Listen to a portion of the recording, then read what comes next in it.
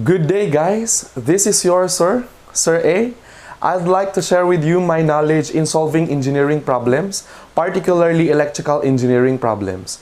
So, if you are struggling on this, want to know more about this, or even just want to watch these review tutorials, this is all for you. God bless. So, ngayon, ang ituturo ko naman ay ang delta-to-Y transformation at vice versa, or the Y to delta transformation. So, unahin natin ang delta to Y transformation. Meron ako ditong triangle, kung makikita nyo, at ang triangle na yan ay representation ng principle ng pagkuha ng delta to Y transformation. But, hindi laging ganito ang itsura ng delta at Y configuration. Ito lang yung pinakasimple na mas mauunawaan natin kung paano mag-convert. So, unahin natin ang delta to Y transformation. So, delta to Y, ang naka-delta dito ay yung mga letters na A, B, and C.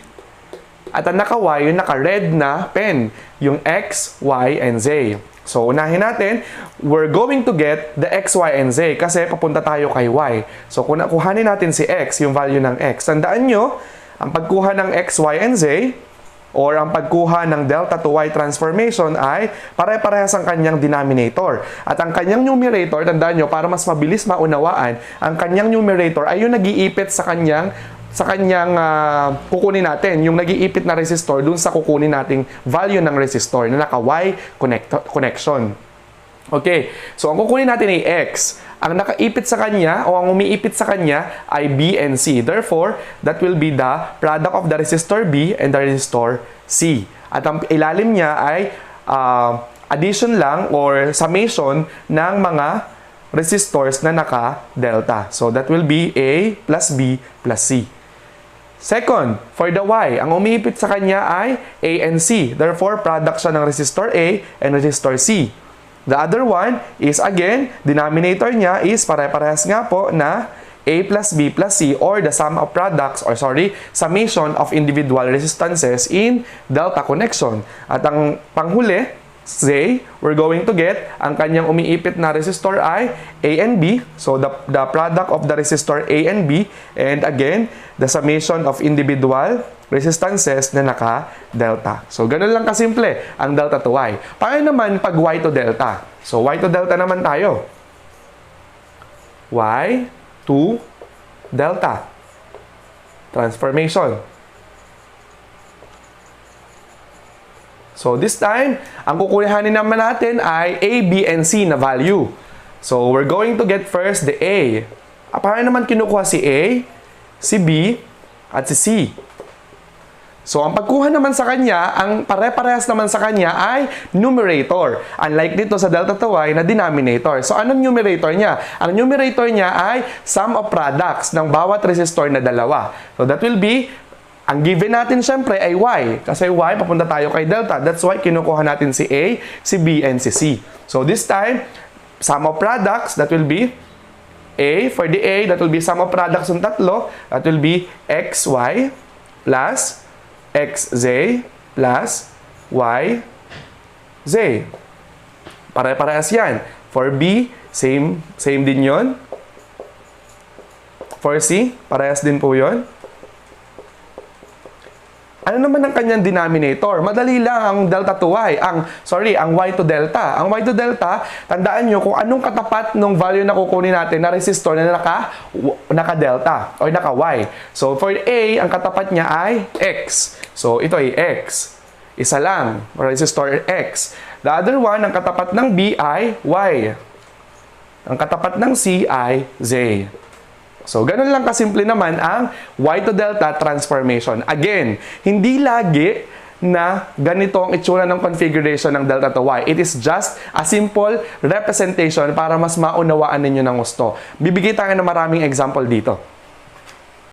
So, sa example na to, kukunin natin ang kanyang equivalent Y connection. Ang given natin ay naka-delta. One tip, gamit kayo ng ibang kulay ng pen kapag nag-delta to Y transformation kayo para hindi kayo nalilito. Okay? So, kung makapansin nyo, katulad siya kanina ng example natin, yung representation ng formula na naka-triangle yung kanyang pinaka-drawing or yung kanyang configuration. Pero again, i-reiterate ko lang na hindi laging ganito ang itsura ng Y and delta circuit. Okay? Or a circuit having Y and delta connection. Okay? So, drawingan natin ng ng Y, ang delta sa loob ng delta. So, represent natin ang values ng resistances o mga resistor. So, lagyan natin ng pangalan. So, in this case, I'm going to call this Rx. I'm going to call this Ry. And I'm going to call this Rz. Yan. So, anong kukunin natin? Yung nakapula. So, kukunin natin ang value ng Rx, Ry, at Rz. Yan. So, yung letters, nasa inyo yun kung anong gagamitin yung letter. Hindi naman default na X, Y, and Z and A, B, and C. It's up to you. Okay? So, in this case, kukunin natin ang Rx. Paano nga po kinukuha? This time, it's delta to Y. So, paano yun? So, that will be, yung umiipit sa kanya, ang umiipit sa kanya ay RB times RC. And then, ang over ay yung summation ng bawat resistors. That will be RA plus RB plus RC.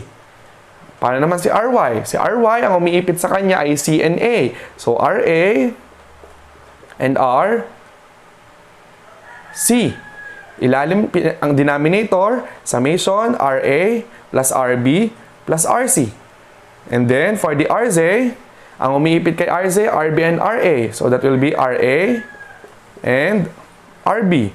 Ilalim is summation of resistances, RA plus RB plus RC. So, kunin natin isa-isa. Lagay lang natin ang mga value. So, in this case, RA is 10 ohms. RC is 25 ohms. Over 10 plus 25 plus RC is 15. I'm sorry. RA is 25, RB is 10, and then RC is 15. Then this time, RA is 15, RC is 25, over, parehas lang po nung sa RX. And this time, RA is 15 times RB is 10 over, kaparehas din po ng denominator. So, upon using calculator, 10 times 25 over 10 plus 25 plus 15, we get 5 ohms. However, for the 15 times 25 over 50, that will be 7.5. And for the RZ, 15 times 10 over 10 plus 25 plus 15, we get 3 ohms. So, this will be the value of the resistances na naka-Y. So, ang configuration niya, pinaka-answer niya will be this one. So, this will be the Rx, which is equal to 5 ohms. This will be the Ry, which is equal to 7.5 ohms. And this will be the Rz, which is equal to 3 ohms. So, this will be the new configuration na naka-Y connection from the delta connected system. Okay? So, this will be the answer.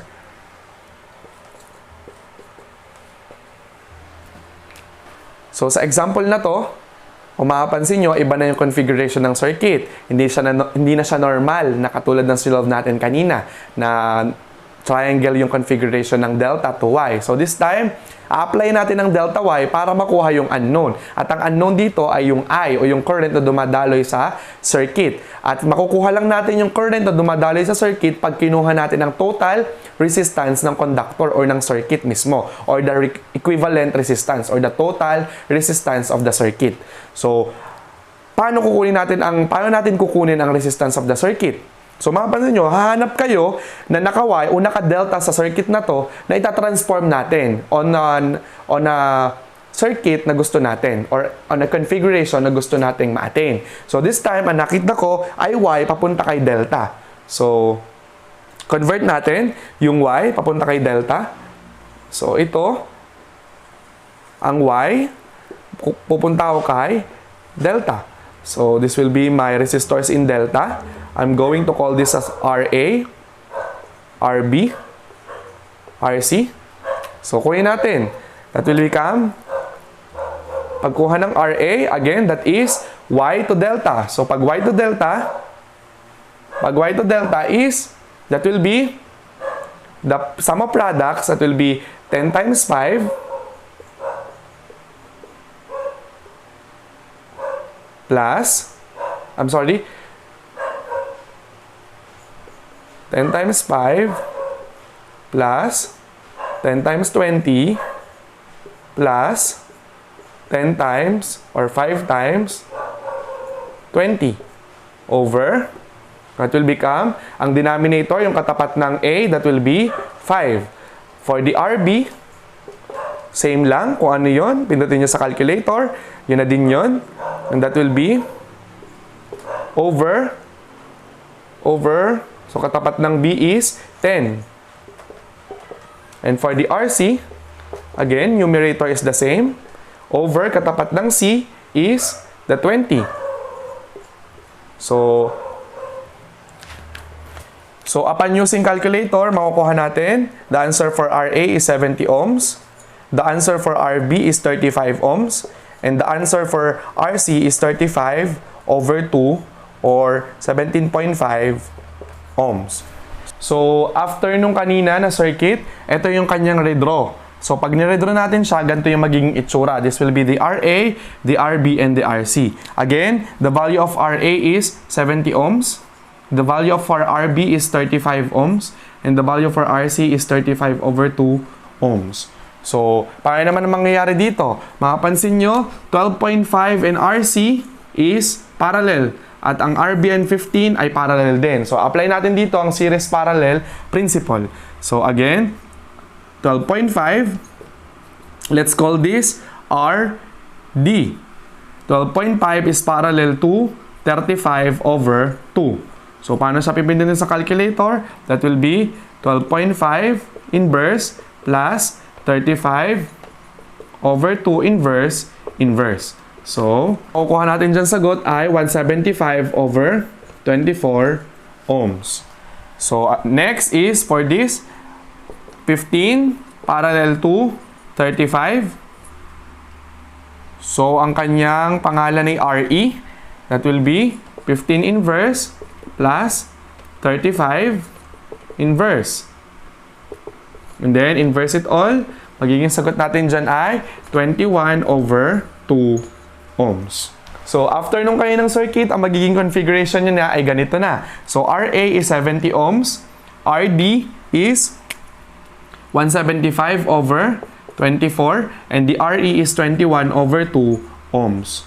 So, yan ang magiging itsura. At madali na siya. All of these three conductor or 3 wires ay parallel na with each other. So, but before that, take the series connection of these two first. So, let's call that RF. So, RF is just a summation of RD and RE because they are in series. So, RD is 174 over 24 plus 21 over 2. So, makukuha nating RF ay 427 over 24 ohms. So, after that, ang magiging final circuit natin ay ganito na. So, RF is parallel to RA, parallel din kay 30. So, kunin natin ang kanyang R equivalent.